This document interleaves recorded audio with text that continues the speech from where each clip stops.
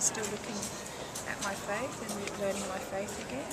And I was walking into the back of our parish church, and there was a poster there with another order, and it said something like, "Oh, something sister me, why not?" And I thought it was probably the most ridiculous poster that I'd ever seen.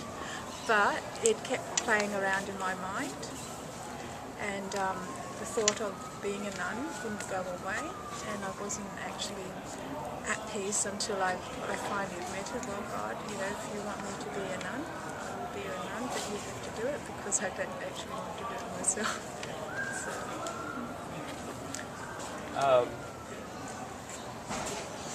What influenced you to become who you are today?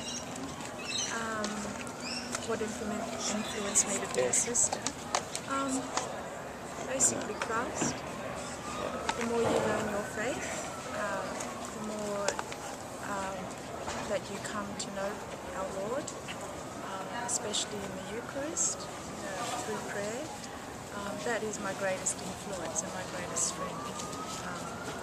And of course, when going through formation as a sister, the person probably at the time of being a novice is a sister who's just joined an order, and she is in what they call formation. That's when she's learning to be a nun and learning to dedicate herself to the church. The most important person at that time is the novice mistress, the one who looks after you, your superiors. And throughout that time, throughout the life of a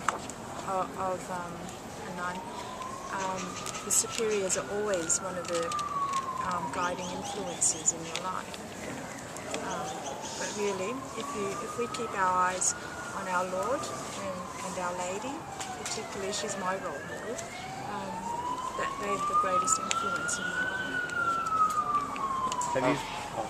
Have you faced any struggles or sacrifices throughout your time in being a sister? Every day. Every single day is a sacrifice, and every single day is a struggle. But you only take one day at a time. But I'm saying that for a sister, but quite honestly, if you were a mother, or a father in your case, or a brother or a priest, the sacrifice is there always. Nobody can get rid of their cross. Every day you have to take up your cross and follow it. And follow Christ. There's no getting away from sacrifice or suffering. The important thing is to live the calling which God has chosen for you, and to respond to it and to be faithful to it.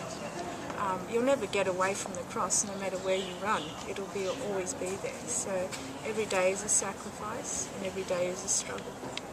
Well, did you always want to be a sister? Not always. Before I was 18, I always wanted to be married. I thought I'd always be a good mother. I loved children. I became a teacher because I love children so much. But it was really that time when I went and saw that poster at the back of our parish church, and the thought of being a sister just wouldn't leave you alone. And at that time, I really wanted what God wanted for me, because I knew He knew what was best for me, and what was best for His church. So that was the point where I gave up the idea, and it is a giving up of an idea, because it's all naturally built in us, especially for a woman, to be a mother and to be a wife. But I gave all of that up because I wanted to serve God in the way He wanted me to serve Him. Well, were your family supportive when you decided to become a sister? No, not immediately. At the time that I decided, I had just gotten a teaching position. It was only a temporary teaching position, but it was the first step into a career, And my parents were very happy with that. It was a very good job next to my father's surgery. He's a doctor, and a lot of his patients were going to be my students. So there was a lot of excitement, of this new teacher coming, who's also Dr. Orr's daughter, But when I went on retreat just before I took that just after I agreed to take that job, and before the term started, and then all of a sudden I went to Tyburn Priory, which is my monastery, and I said, no, I have to go now, God's calling me now. So I had to leave my job, and my parents were quite disappointed. They kept saying, wait until Christmas, you know. And I said, no, I have to go now, because this is God calling me now. So I have to leave everything, leave my job, you know, sell my car, get rid of my clothes. When we go into the monastery, we don't come out again. We're in clothes. We don't visit our family. We don't go home. The only time we come out of our monastery, and I'm not in a very special situation at the moment. I'm on leave for a very special reason, and it's only for a short time. But when I'm in the monastery, we only come out for the doctor or to do our passports or visas or whatever vote. That's the only times that we actually come out. We don't come out to shop. We don't go out to see movies. And we don't go out to restaurants, you know. So it was a very hard thing for my mother in particular to let go of her daughter, and knowing that she would never come back home again, and possibly being sent to another country. So, and they would only visit once a month, you know. So that was hard, and it took a while for them to adjust. But what made it harder was that my sister, she became a nun in our same order as well 6 months after I did. So she was not only losing me, she became a nun too. I think that was me, and I think she's in here somewhere as well. I have to find pictures. That's her. That's my sister there as well. So she became a nun, and that made it all the more harder for my sisters. But now, nearly 20 years on, that was 20 years ago, nearly 20 years ago, my mother doesn't say that she's lost 2 daughters. She says she's gained about 5 monasteries, because they become like family. When we join a monastery, all your family becomes like a family of the monastery. So they know all the sisters here that you see in these pictures, and they're all really like their extended family, like their relatives and cousins and daughters-in-laws and whatever. So, yes. Did you always want to become a sister, or do you have plans to do something else? As I said, I was a teacher, and it was really only at the age of 18 that I wanted to become. But when you say that, most people that I talk to about vocation, and it did happen as well to myself, was when I was younger, when I was about 6 years old. I didn't always go to church, you know, but when we started going when I was 6 years old, both my parents are converts. They weren't Catholic before.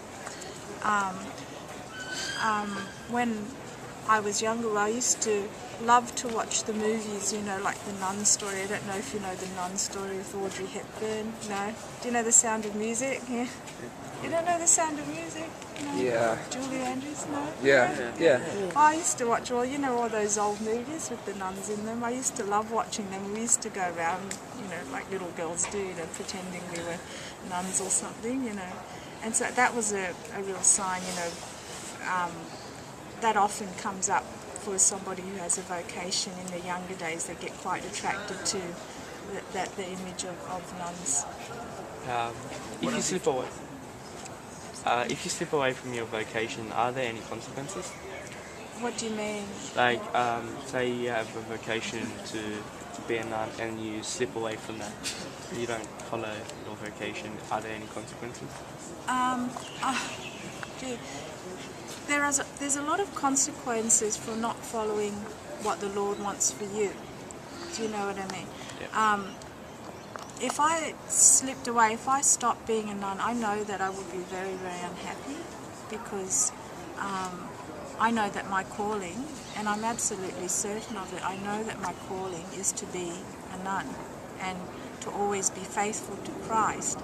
And if you slip away or if you leave, I'm sure the Lord will have compassion on you and mercy, and He will understand if you generally out of weakness can't. But I don't think any of us can be truly happy unless we're really doing what God wills. Quite honestly, I don't see how you can, because when we do God's will, there's a peace and a joy that comes with it that's everlasting, that's beyond this world, that's beyond what anything that this world can give you, you know. And I think the consequences is not really God punishing you as you not living a life that was meant for you. That's the kind of punishment. It's almost our own sort of weakness that comes up and hits us sometimes. It's not really God saying, oh, I'm going to get you back because you didn't. He's not like that. He quite understands and has compassion, but really there's nothing like the peace and joy of doing God's will. There's nothing, there's no greater reward that we can have. Yeah.